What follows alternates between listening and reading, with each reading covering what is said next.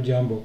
In this tutorial, I'm going to show you how to create a low poly opening box with Blender Python API and then display it on a web browser. So before we begin, quick reminder that every day I do a live stream at 2 p.m. Eastern. You visit ojambo.com for all the details. Also, be sure to subscribe, like, follow, and leave comments for more frequent content. I'd like to thank everybody who subscribed so far this month. It inspires me to make tutorials just like this one just for you. Now, let's get started here. So, we're going to create an animated opening box using the Blender Python API. So, in order to follow along with this tutorial, you're obviously going to need Blender and you're going to need Python 3 series. I'm using Blender 4.5. But most of this should work at least from Blender 3 and up. I don't know why you'd be using anything less than Blender 3, because even for me, I'm using the AMD Instinct MI60 GPU, and I think for OpenCL, it was supported at least in Blender 3. So you should be using at least one of the long-term support releases, so that I'm guessing that'll be 3 point something, and very soon 4.5. I'm pretty happy with 4.5, even though it doesn't support the MI60 in the cycles render. I just use EV for most of my work. All right, so I'm going to show you how you can write the Blender Python script to create the box with a hinged lid that opens and closes. I'm going to show you how to animate the lid swinging open, upward of course, and how to export the model as a GLTF, GLB format. So the GLTF is a JSON format, but GLB is a binary format, so everything will be there instead of having a very large GLTF. For GTF, there's also another one who's like you can embed images in it, make it extremely larger. So the binary file is fine. And now I'm going to show you how to embed it and display the model on your website using the model-viewer tag, and how to run Blender Python scripts from the command line for animation. And you can also run them inside Blender if you don't want to run it on the command line. It will work either way. All right, so obviously you're running the command line. I believe all the major operating systems, at least the desktop ones, they do have command lines, so this should be straightforward whether you're in a Mac, Linux, or Windows. I'm on Linux. I'm using Fedora Linux, the GNOME desktop, and Wayland, so it works fine on my system. You shouldn't have a problem with it working on your system.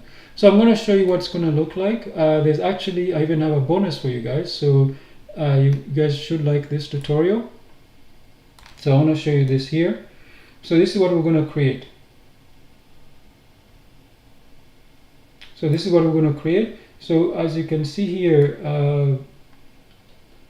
we're going to create this file here. So it's low poly opening box .glb. That's a GLB format.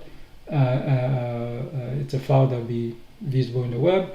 And then what we're going to do is we're going to also obviously this is HTML to display it on the web. So we're going to need a web server to run this. You can use Python, the built-in one, if you're running locally, which most people will probably be, but it'll work on a web like Nginx, what's the other one, Apache, any of them will find. This is just HTML.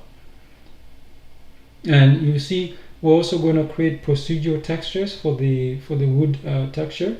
So and then we're going to export them out. Here, I export them out as a PNG files. But you can poly export them out also as a WebP. That works pretty well. As of now, from Blender you can't do AVIFs, but hopefully in the future you'll be able to do it. But for smaller, for example, like this particular low poly one, and AVF is not really. AVF is actually better if the image is really like higher resolution. For smaller ones, WebP works fine. Even PNG is fine for qualities. The reason we want to use PNG is because it's lossless. Okay, and then of course I'm also going to show you, as the bonus is, I'm going to use an HDR image So what I did is I used the default courtyard HDR image, but it comes in EXR format. So what I did, I just converted to HDR. Here we did. You can also use KTX, that's by the Kronos groups, KTX2.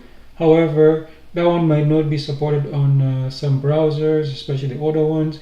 So I decided to use something that has wider support, which is the HDR. You can try EXR, but that might also not be as widely supported as well. So that's why I had to convert it to HDR, which is widely supported.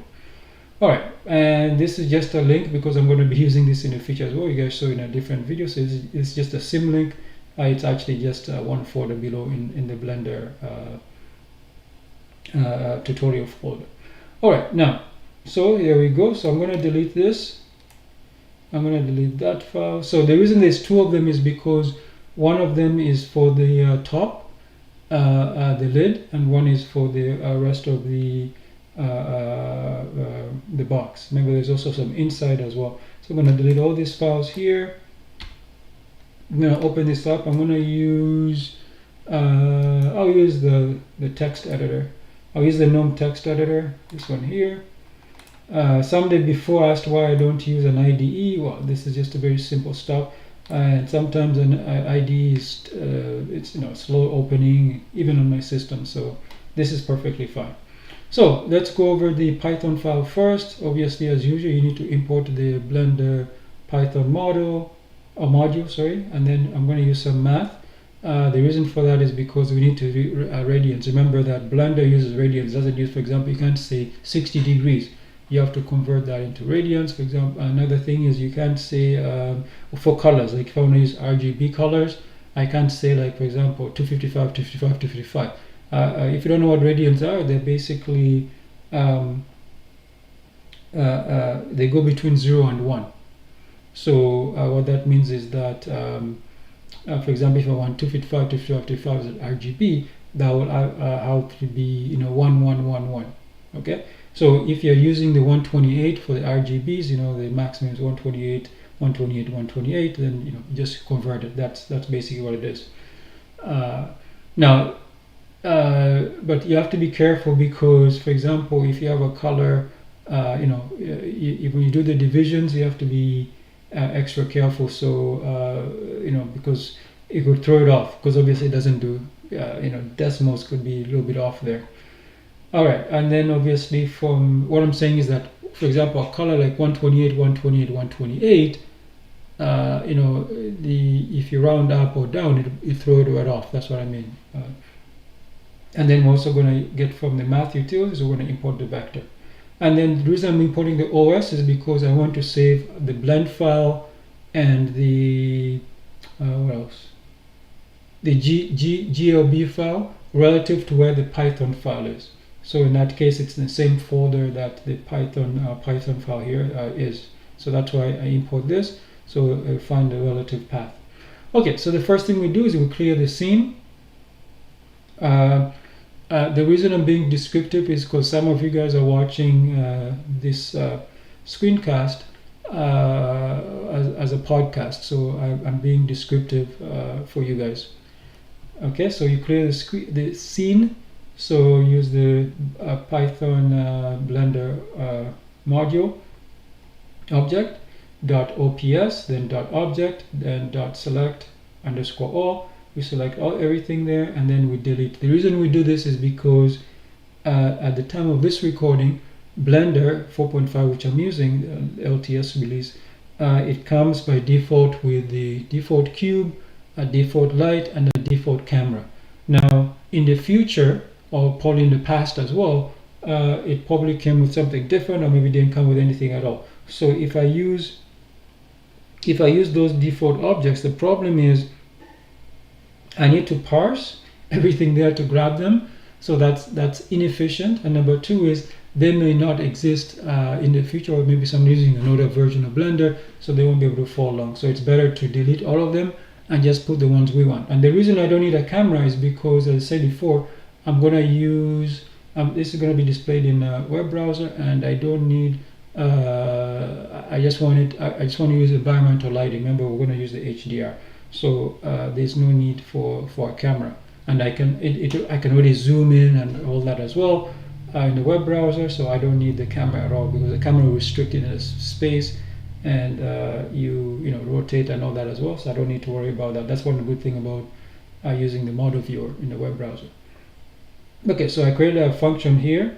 It's also called a method function, same thing, to create our wood shader textures. Remember, Blender, I think from the 4 series, everything is you have to use them as shader material. So and remember, we're also gonna export them as a procedural texture. So what we do is you basically use nodes, and obviously going to use the node trees and links, so just link them all together.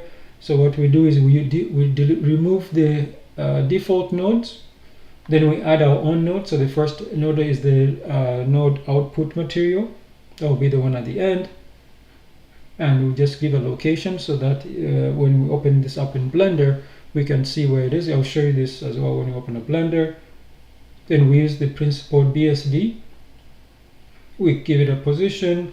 So for the output node, we give it 400. So remember, it's XY, so 100, 400, comma 0. And for the principled, its location is 200, 0. And then for the noise, because we're going to use a noise texture to simulate a wood texture. Okay, so we use the text noise. Its location is going to be 0, 100, so you can tell that the X is 0, the Y is 100. And then for the noise, the inputs, the scale, we're going to set it to 30. And then for the detail, we're going to set it to 8.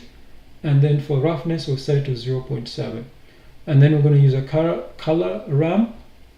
So we just, for that one, we use the val to RGB, and we set the ramp location for that one to 100, 0, meaning X is 100, Y is 0. And then so now we need to have a brownish color, so we're going to use a gradient. And remember that color ramp we just set, so we set the first color 0.1, 0.05, 00. So that and 1. So the 1 means alpha. So obviously 1 means it's going to be fully opaque. Okay, so this is the colors here, and then we need a lighter base color. So what we do is we're going to set the base color. That's the one that's going to be because remember, this is a function, one of our arguments. Remember, the arguments this function takes, called create wood material, is name and base color.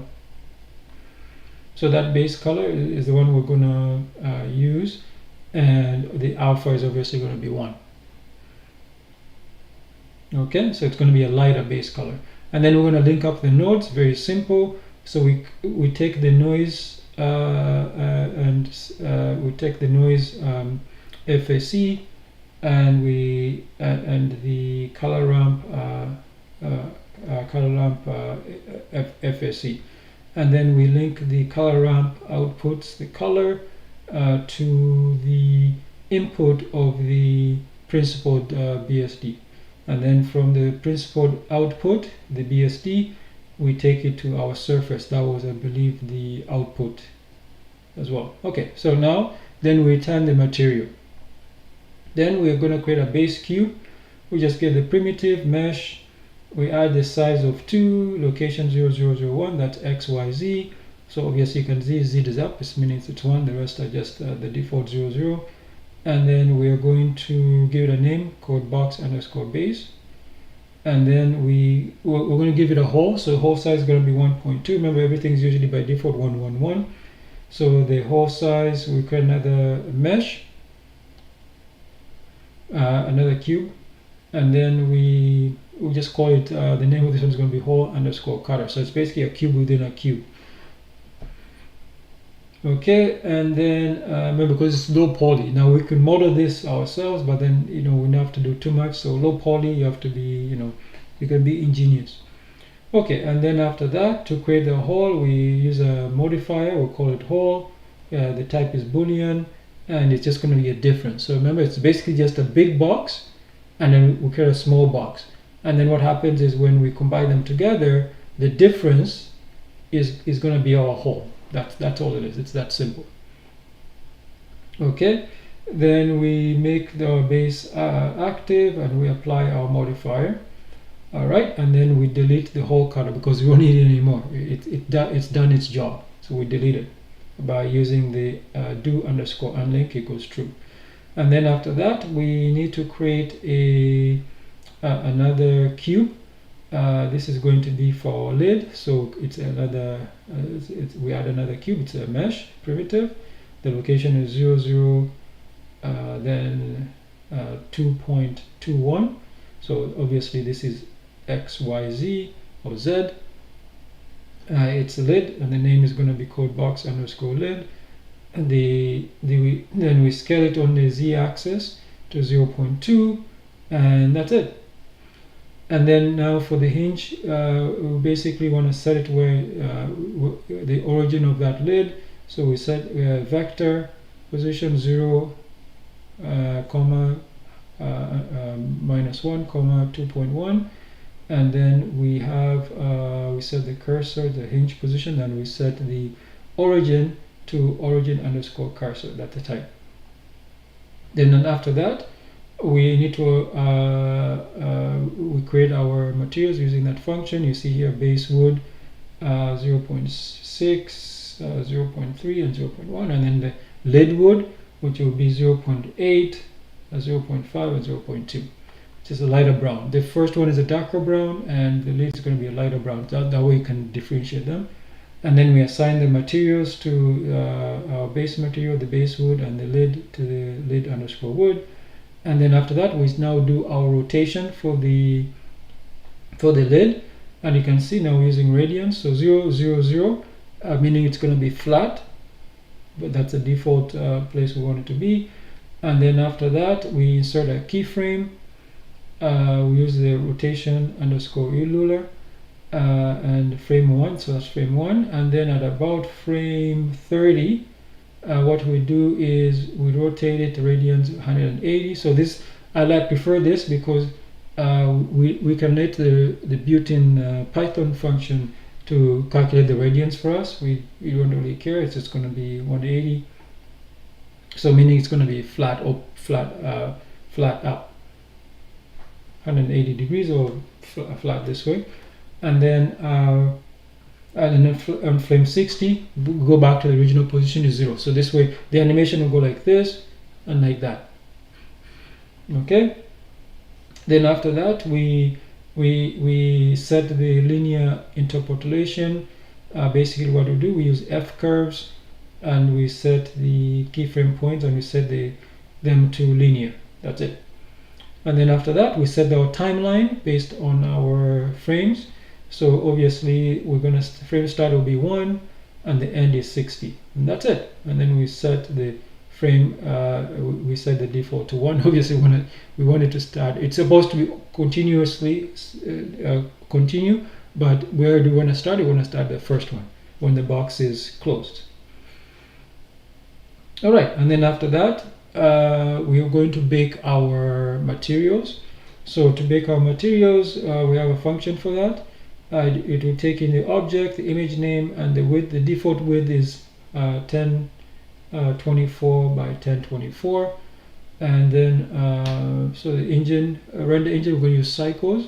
We're going to use the CPU. And if you have a NVIDIA GPU and enough, I think you need at least a minimum of about 3.5 or so of VRAM, and you'll be fine. Or if you have, you can also use AMD, you can use Intel, and I believe now you can also use the Apple Silicon. As long as you have enough VRAM, you should be fine. Even me on my old GTX 950 really had 2 gigs of RAM. I would run out of VRAM if I tried to run cycles, so I always use the CPU, and it was fine. So if you have a faster CPU like I have, you can just use CPU. Even if you're on a laptop, you can use CPU. Because remember, we're also using the we're going to run this on a command line, so it will be perfectly fine. However, if you do use the Blender, if the GUI, so just be careful there. It might be a little bit slow. It might even crash, or you just have to wait. All right, and then we create our image, and then we set we grab the material, the nodes, the links, and then we use a shade. So when the image has been created, remember it's going to be baked image. So what we're going to do then is we're going to then create a text image shader, and then we're going to set the image to our image. That's it. We set the nodes to be active, and then after that we select everything, the object, and it should be so then we set the view to that object. We bake using diffuse, use clear, true, and use selected to active, false. Then we're going to use cage, false, cage underscore extrusion 0.1, and pass filter equals color. And then after the baked, we set the image, we save it out as a PNG file. As you can see here, the file format is PNG. I'll just give you the name, which was passed into this function, and image save, so we save it out.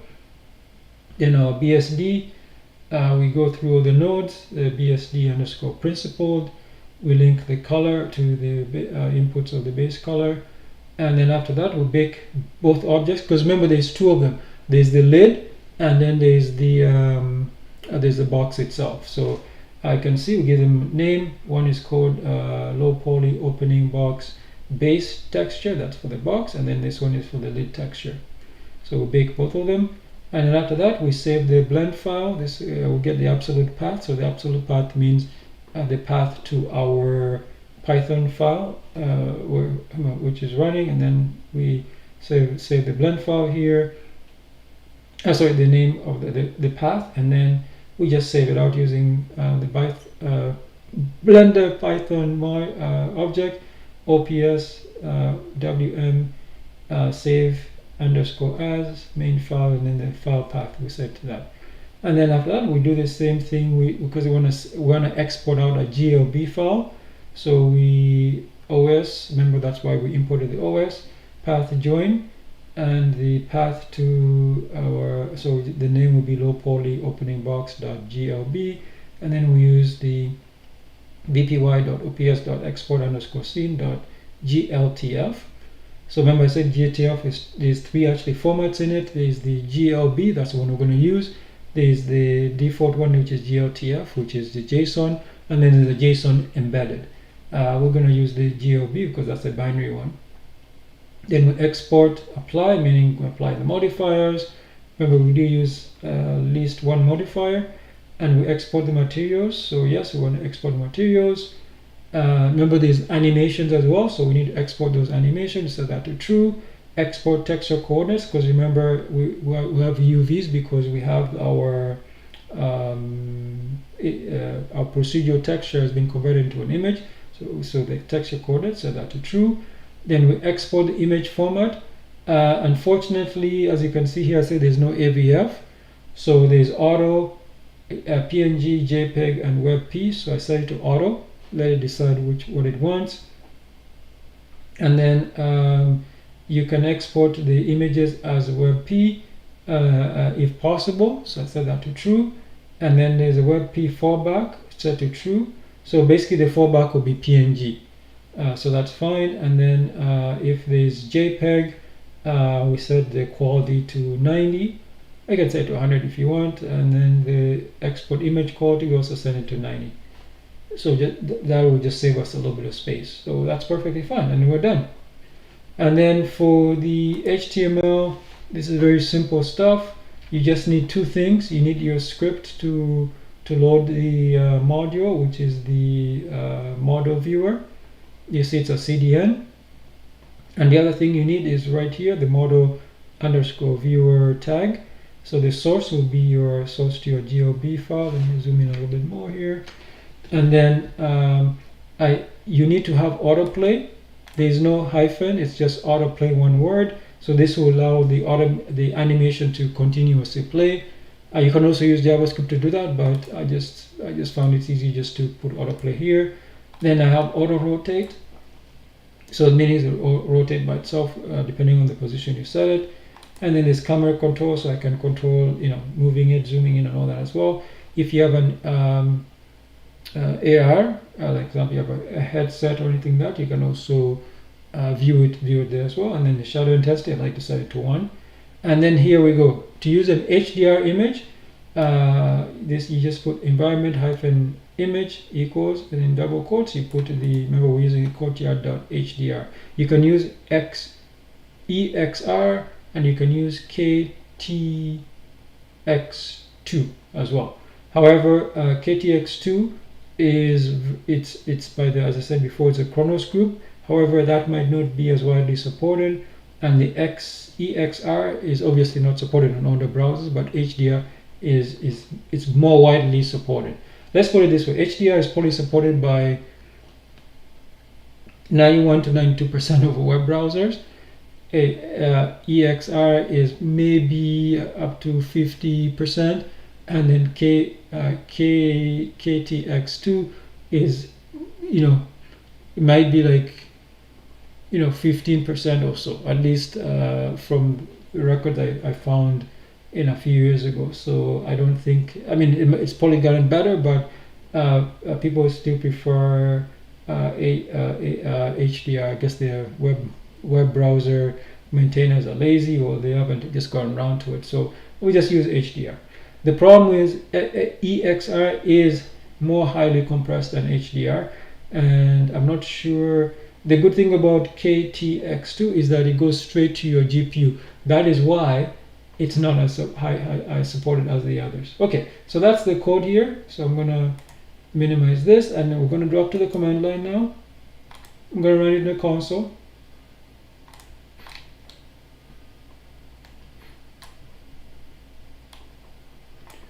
All right.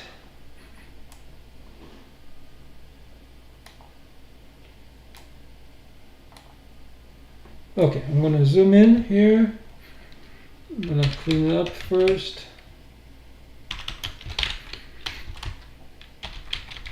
All right, so all you do is you type blender underscore background. I like the short form, it's just underscore b, lowercase b, and then space hyphen capital P, or you can just type hyphen Python if you want to do it. I prefer the short form.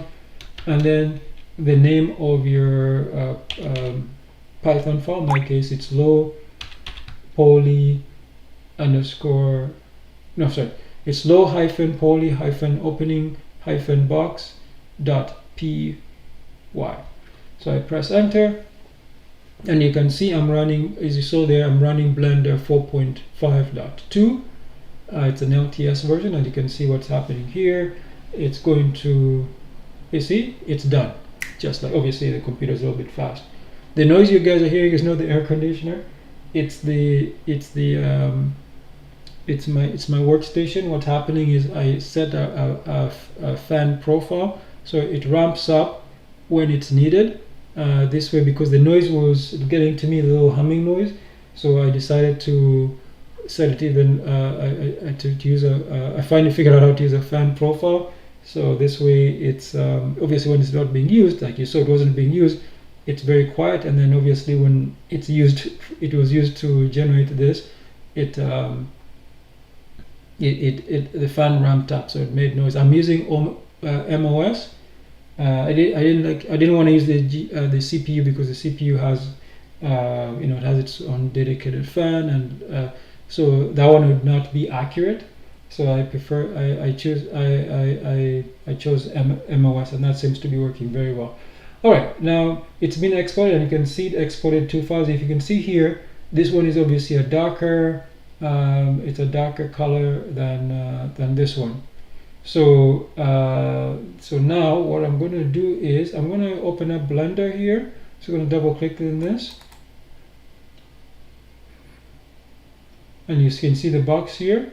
I'm going to make this a little bit smaller so that people on vertical screens can see. So I'm gonna go to the shading here so you can see it. So down here, I'm gonna make this a little bigger. So down here is the timeline. So for example, if I take this, watch what happens. You see, it starts open. Let me zoom in more. You can see that it starts opening. See, it opens 180, and then right there it's 180, and then it starts going back, as you can see, until it hits 0 again at 60. So that's basically it. So you just keep on repeating.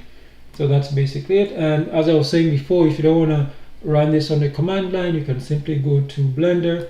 You see, you go to the not sculpting. Oops. You go to the scripting tab here, and you can dump in here. Now, to prove it to you, I'm going to delete this. Now, see, everything's been deleted. In fact, I'm going to go to the command line here and delete everything here. I'm going to do this. I'm going to delete this, I'm going to delete this, and I'm going to delete this. See, they're deleted. And what I'm going to do is I'm going to go back, I'm going to copy the code here. I'm going to copy this code and go here, and the scripting, just click new, paste the code in there, and then we're going to run this. You just click the run button or run script. So I'll click the run. I think I clicked it. Oh yeah, it's ramping up. Okay, but it should work. I see, wait, yeah, so it did work. You see, it did run, and if we go to the command line, bang, see, it's back there again. You see, it has it's loaded everything there, including the blend file. Even created the thumbnail for the blend file. You see, it created the same files again. So I said you can use the scripting tag, and there we go. So it's that simple. Now, if we go to the shading here, which one is shading, you can see, you see this background here, that's actually an HDR image. So Blender does help. Blender comes with some HDR images. On Linux they're in /user/share/blender, and that's where the images are. That's how I was able to get the courtyard image from there. So as you can see here, this is where you see, this is where the this shaders down here. You see, this is for the lid wood. So all this were created by, obviously that's because it's selected. If I select the other one, you see it will go to the base wood. So these were all created using Python. All these shaders here were created using Python. So you can obviously muck around with the sizes here. Let me actually move this a little bit. Yeah, so there we go, and I zoom in. So as you can see here, you can obviously go and modify this to your, whatever you want. You can change the colors here, and etc. And obviously, you can see it's using the images that were automatically generated, baked as well. That is really, really nice. All right, so I can close Blender here. I don't need to save, so I click Don't Save because it's already saved. I mean, that's because the changes I did were so trivial.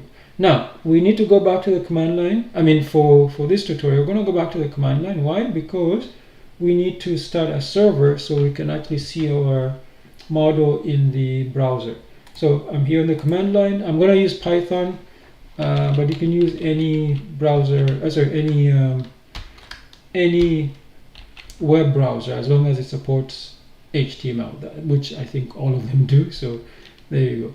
So you can use, as I said, you can use PHP, Python, Node.js, Apache, Nginx. So I'm just going to use Python because this is a Python tutorial. Why not? So I'm going to use, you can use simple HTTP server. I'm going to use just the HTTP server instead. So it's Python space -m lowercase space HTTP dot server, and then I'll put the port number here. I'll just use the default 8000. So you see, it's opened up here. So I should be able to see this not only here, but also on my phone. Just a second here. Yeah, Ed speaking.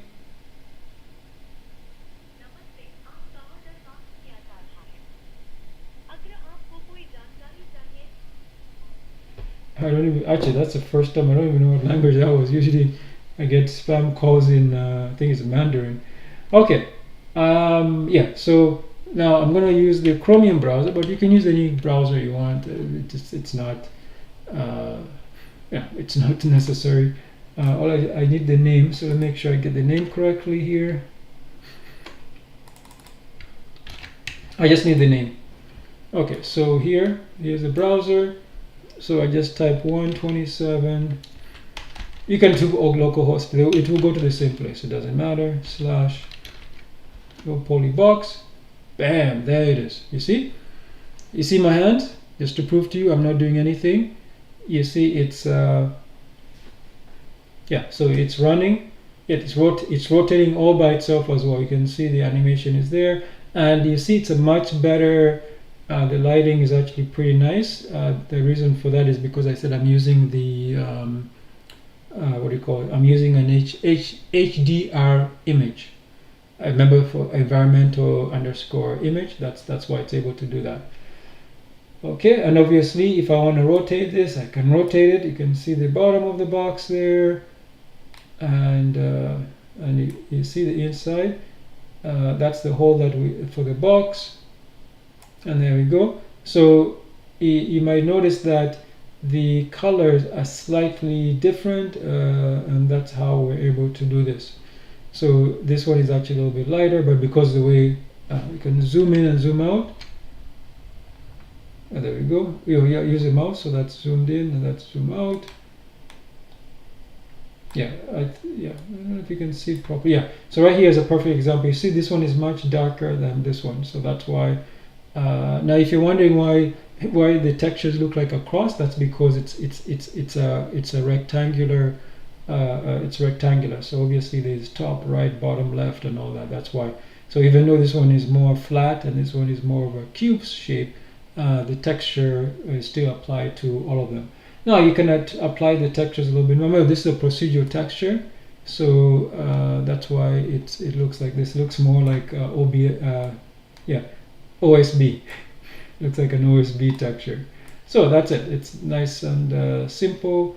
Yeah. So that's basically the tutorial. So that is the tutorial. I just wanted to show you how simple it is to make animations, because I didn't see anybody talking about animations. Everybody talks about modeling for the web, which is fantastic, but sometimes you want some animation. So that's why I want to do a quick animations to show you how you can do this. Yeah, you see, there's no camera. The lighting comes from the HDR image. Now, of course, if I used another image like a forest, for example, then there'll be some greenish stuff as well. But this works perfectly fine for me. I'm pretty happy with that. There we go. All right, so let's finish this up. I already talked about how to run the Blender. I already explained this. Hyphen background. You don't want to run the GUI because that will use more resources and the Python to execute the specific Python script. Another way you can also export your image is if you go into Blender, you go to File, Export, then GLTF 2.0, and then that will have obviously the GOB, which is the binary, or the regular GLTF. So you can choose binary, and then you enable include animation. So that's another way to do it if you don't want to do it on. But I'm saying if you're doing it on the command line, might as well finish everything on the command line, right? So there we go. And then to display on the web, I already explained this. I already explained you need the module. So that's why you need to have a web browser, which obviously supports HTML. And then the model viewer, and this is basically it right here, the basic one. This one, you see, this one doesn't have the. You make sure you have autoplay on, and if you have a specific animation, if you have multiple animations, you can specify which animation to run. In my case, there's only one animation, so I don't need to specify. But if you have multiple, yeah, you can specify it as well, and you can also use JavaScript to change the animation. All right, then these are the screenshots. You guys already saw this, so I'm not even gonna bother with that. And then this is the live video. So this is live. To prove it, I don't need to specify. But if you have multiple, yeah, you can specify it as well. And you see it says live there because it is live. All right, so if I have further learning resources, if you want to deepen your Python and Blender skills, check out these resources. I have Learning Python book on Amazon. It's perfect for beginners diving into Python programming. I also have Mastering Blender Python API if you want to learn advanced Blender scripting techniques. So it's not just modeling. I have also for the video sequence editor as well. That's all in the book. When I update the book later, I also include the grease pencil. The grease pencil, unfortunately, with I think grease pencil 3.0, a lot of things changed, and it's not as actually the documentation is not very good. So I'll probably be with the one helping with the documentation. So I hope to. I'm hoping probably later this year or very early next year to be doing some Blender Python scripting using the grease pencil. So the grease pencil gives a more, I don't want to say cartoonish or anime, but sometimes there are things you want to do that are not like a handwritten type thing. For example, like see this box, if I wanted to write something on it, like scribble something, it's much easier to use the grease pencil than say use a texture or something like that. So that's why I wanna get into that as well, and hopefully hopefully that will work out. Obviously I can use another version of Blender, but that doesn't make any sense because that won't be used for people using Blender 4.5 or 5. They're actually working on Blender 5 right now as we speak on this. Okay, and I also have the Learning Python course. It's available on jumboshop.com. It's a practical online course tailored for new programmers. Last year in 2024, I did a lot of tutorials using actually the web course because it includes a built-in IDE. So all you need is a web browser, and you can go and take care of that. If you guys want some coupons for the course, let me know. I will be happy to create some coupons. I've actually been a little bit busy. I haven't created coupons. Maybe I'll do that soon if you guys request it, I will do that for you guys. And I'm also available for personalized online tutorials, including Blender scripting. Feel free to contact me at ojambo.com/contact to schedule a session. This helps you get started with the Blender Python scripting and web-based 3D model visualization. Feel free to leave comments or questions below. Happy coding and modeling. All right, I also have if you guys, as you know, I'm in a rural area, so I use the SpaceX Starlink to connect. For example, this live stream right now is on using the Starlink, and you can see there's no problem with the audio. I don't have any problems downloading stuff and doing a live stream at the same time. Even my phone. You guys heard the phone, the spam caller or scam caller calling me. That was all on the. I'm using Wi-Fi calling because in this area where I am, the signal is not very good. So the Wi-Fi calling works extremely well. And you saw even when they called, there was nothing wrong with the video or the audio. So that proves that it works really well in remote areas, at least for me. So if you click this link, it's a referral link. So that means that I'll get, for each person I refer, I'll get a 1 month free. So if you guys are interested in for the residential service, you can click that link. I am not ready to put it in the maybe I should put also in the video descriptions. Maybe I'll start doing that as well. Probably in some of the upcoming videos, I'll start putting the link there so you can look at it. But it's right on. If you go to jambo.com, you go to any article, you just scroll down just above the footer, it will be there. And also, if you forget all those links, I do have a little bulb about the author for each of the articles, and you can also get the bookshop there and services and the online courses. So there we go. All right, and what else? So yeah, also quick reminder that I do a live stream every single day. It's at 2 p.m. Eastern. So you can go to ojambo.com, you go to the watch menu, live summit, you can see the topics for this and upcoming live streams. So they will tell you the exact day and time. I said it's usually 2 p.m. Eastern. And also be sure to subscribe, like, follow, and leave comments for more frequent content, and also inspires me to make tutorials for you. So if you guys have any requests, let me know.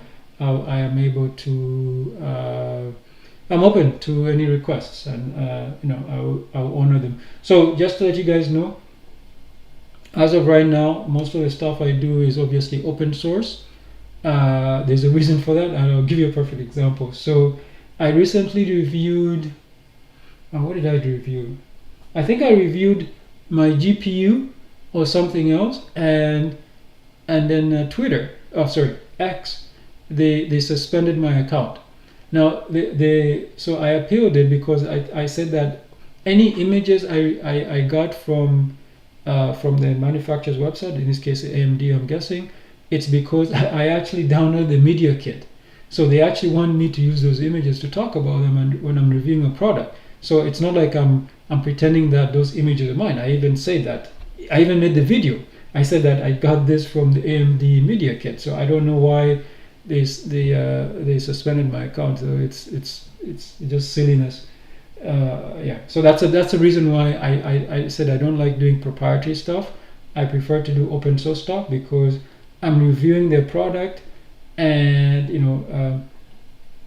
obviously the licenses I use for the pictures, my content is also open source. So that's why I prefer open source things. So when some of you guys ask me, hey, why don't you do, for example, some proprietary programs, like for example Visual Studio Code? The reason I don't do it is that it's because it's proprietary. Now, for example, Visual Studio Code, they do release the code, but the actual program called Visual Studio Code, it's proprietary. There's a EULA, right? So meaning that they put restrictions on how I can use it. So that's why I said that. That's why I shy away from using proprietary software. That's the main reason, because they'll just give me a headache. I just prefer open source, and I will stick to open source for now because that's what I use. All right. With that said, I'm checking the live chat. I don't see any chat requests. I'm going to end this live stream, and I'll see you guys tomorrow at 2 p.m. Eastern. Have a great day. Bye now.